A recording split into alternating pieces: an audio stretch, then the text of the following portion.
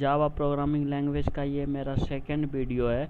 इस वीडियो में हम देखेंगे आइडेंटिफायर। आइडेंटिफायर जो है ना किसी भी प्रोग्रामिंग लैंग्वेज का बहुत ही इम्पोर्टेंट टॉपिक होता है। वो इसलिए होता है क्योंकि कीबोर्ड में जितने भी बटन होते हैं वो सारे बटन का प्रोग्रामिंग लैंग्वेज में कोडिंग करने वक्त कब यूज करना है, कैसे यूज करना है और क्यों यूज करना है, ये सारा जानकारी मुझे आइडेंटिफायर के अंतर्गत पता चलता है। तो चलिए देखते हैं आइडेंटिफायर क्या होता है, उसका क्या डेफिनेशन होता है।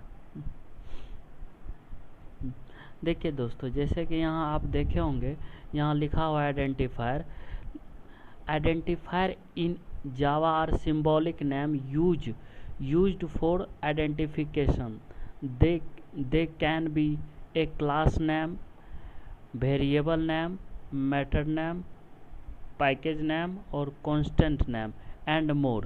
ये मतलब कि आइडेंटिफायर में आप कैसे क्लास नेम क्रिएट कर सकते हैं, वेरिएबल कैसे क्रिएट कर सकते हैं, मेथड कैसे बना सकते हैं, पैकेज नेम कैसे बना सकते हैं, कांस्टेंट क्या होता है, ये सारी जानकारी मुझे आइडेंटिफायर के अंतर्गत मिलता है। तो अभी मैं आपको बताऊंगा कांस्टेंट क्या होता है और उसे कैसे प्रोग्रामिंग लैंग्वेज में बनाया जाता है। ठीक है, तो आगे एक और इसमें लाइन लिखा हुआ है, there are some reserve word that can not be use has an identifier. तो देखिए दोस्तों, यदि आप सी पढ़े होंगे या कोई भी प्रोग्रामिंग लैंग्वेज पढ़े होंगे तो उसमें जो है ना रिजर्व वर्ड होता है।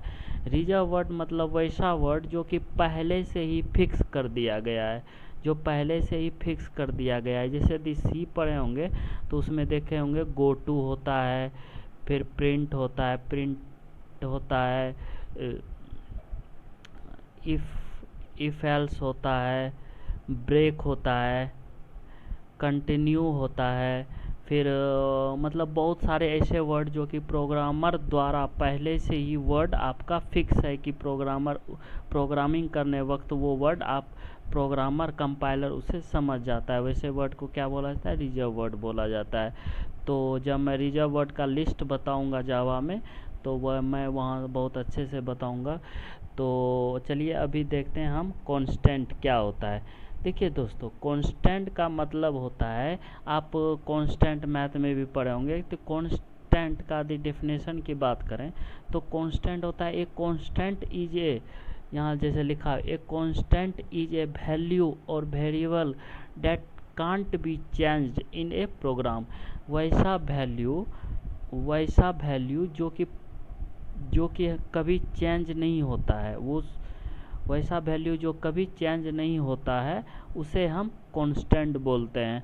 तो चलिए देखते हैं प्रोग्रामिंग लैंग्वेज में कांस्टेंट क्या होता है। देखिए, जैसे कि आप यहाँ से हम इंट x इक्वल टू 5 लिखे, तो ये देखिए इंट आपका यहाँ पे क्या है? डेटा टाइप है।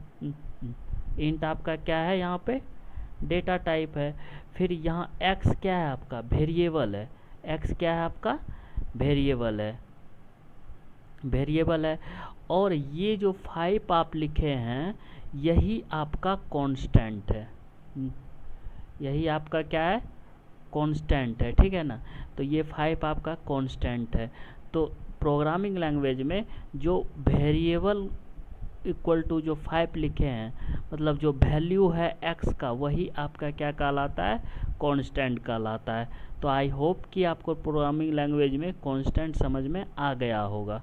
तो वही यहाँ पे बोला है। यहाँ जो है ना 4 कांस्टेंट मैं बताने जा रहा हूँ, वैसे 6 होते हैं, मैं 4 ही इम्पोर्टेंट है इसीलिए मैं 4 बता रहा हूँ। तो देखिए, पहला आपका क्या है? Decimal constant. पहला क्या है आपका? Decimal constant. इसे आप इंटीजर भी बोल सकते हैं। आप इंटीजर भी बोल सकते हैं। इंटीजर मतलब वैसा नंबर जो कि -इन्फिनिटी से स्टार्ट हो और 0 प्लस इन्फिनिटी तक आपका बीच वाला नंबर आपका क्या कहलाता है? इंटीजर कहलाता है। यदि आसान लैंग्वेज में बात करें तो वैसा नंबर जिसमें पॉइंट यूज नहीं होता हो, उसे हम क्या बोलेंगे? इंटीजर बोलेंगे या डेसिमल कांस्टेंट बोलेंगे। तो आई होप कि डेसिमल कांस्टेंट आपको समझ में आ गया होगा। आगे देखते हैं रियल और फ्लोटिंग पॉइंट कांस्टेंट। तो देखिए दोस्तों, रियल नंबर आपके वो नंबर होते हैं जिसमें आपका पॉइंट लगा हो, मतलब फ्लोटिंग पॉइंट, या रियल नंबर वो नंबर होते हैं जिसमें पॉइंट लगा हो, जैसे कि 2.3 आप एग्जांपल देख सकते हैं। वैसा नंबर जिसमें पॉइंट लगा होता है उसे क्या बोलते हैं, हम उसे रियल नंबर बोलते हैं। तो देखिए जैसे कि एक और यदि हम नंबर की बात करें 2.0, तो आप मैथ में पढ़े होंगे कि यदि आप पॉइंट के इधर 0 है तो उसे काट सकते हो, तो ऐसा नहीं है। यदि आप प्रोग्रामिंग लैंग्वेज में 2.0 आप लिखते हैं तो उसे किस तरह मानेगा, उसे फ्लोटिंग पॉइंट के तरह ही मानेगा। उसे किस तरह मानेगा, फ्लोटिंग पॉइंट की ही तरह मानेगा, ना कि उसे इंटीजर मानेगा। आप मैथ में आप इसे इंटीजर बोल सकते हो, बट प्रोग्रामिंग लैंग्वेज में इंटीजर, प्रोग्रामिंग लैंग्वेज जो है ना, लैंग्वेज में बोर्ड मास रूल अप्लाई नहीं होता है, इसके अपने ही रूल होते हैं। इसलिए आपको इसमें हर एक प्रोग्रामिंग लैंग्वेज में ऑपरेटर पढ़ना पड़ेगा। इसमें भी मैं बताऊंगा ऑपरेटर, ठीक है ना। तो आई होप कि फ्लोटिंग पॉइंट आपको समझ में आ गया होगा। चलिए आगे देखते हैं कैरेक्टर कांस्टेंट। देखिए कैरेक्टर कांस्टेंट आपके क्या होते हैं, मैं थोड़ा नीचे कर देता हूँ, एक मिनट।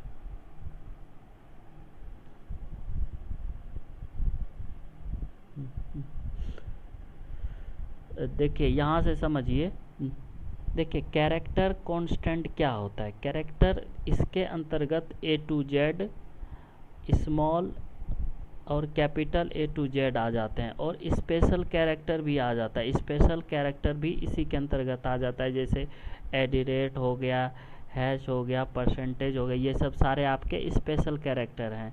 ये सारे किसके अंतर्गत आ जाते हैं, आपके कैरेक्टर के अंतर्गत आते हैं। बट प्रोग्रामिंग लैंग्वेज में कैरेक्टर को लिखने के, आपके कैरेक्टर कांस्टेंट को लिखने के आपके कुछ रूल होते हैं।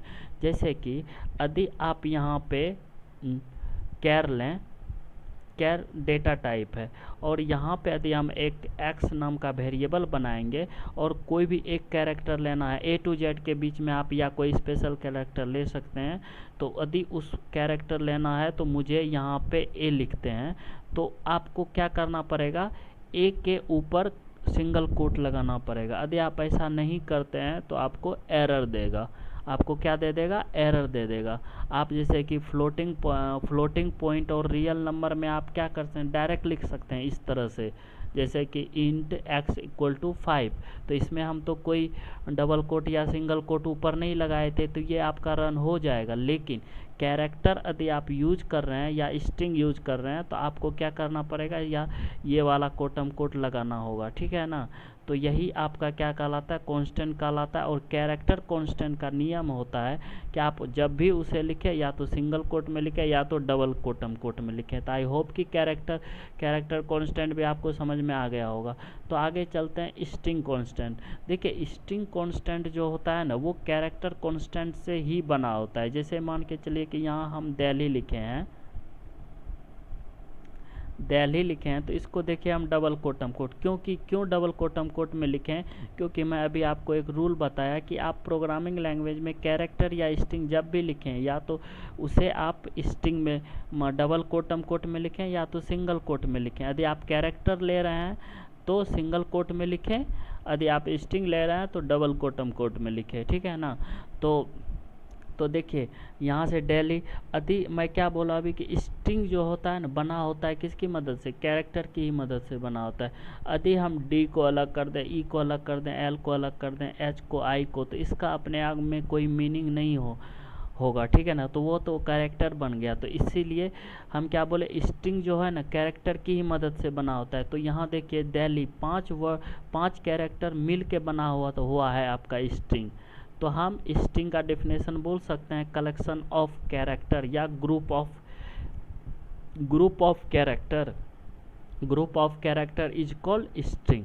मतलब बहुत सारे कैरेक्टर को मिला के जो स्ट्रिंग बनता है उसी को हम स्ट्रिंग बोलते हैं, ठीक है ना। तो ये भी कांस्टेंट ही होता है, ठीक है ना। तो आई होप कि ये वीडियो आपको समझ में आ गया होगा। तो एक बार यदि मैं आपको फिर से शुरू से बता देता हूँ आपको। देखिए यहाँ से आपको मैं 4 कांस्टेंट बता रहा हूँ। पहला क्या होता है आपका डेसिमल होता है, वैसा नंबर जिसमें पॉइंट लगा हुआ ना हो, माइनस भी हो तो कोई दिक्कत नहीं है। वैसा नंबर जिसमें पॉइंट लगा हुआ ना हो उसे हम डेसिमल के कैटेगरी में रखेंगे। वैसा नंबर आगे आते हैं रियल नंबर या फ्लोटिंग पॉइंट। वैसा नंबर जिसमें पॉइंट लगा हुआ हो उसे किसके कैटेगरी में रखेंगे हम, फ्लोटिंग पॉइंट या रियल नंबर की कैटेगरी में रखेंगे।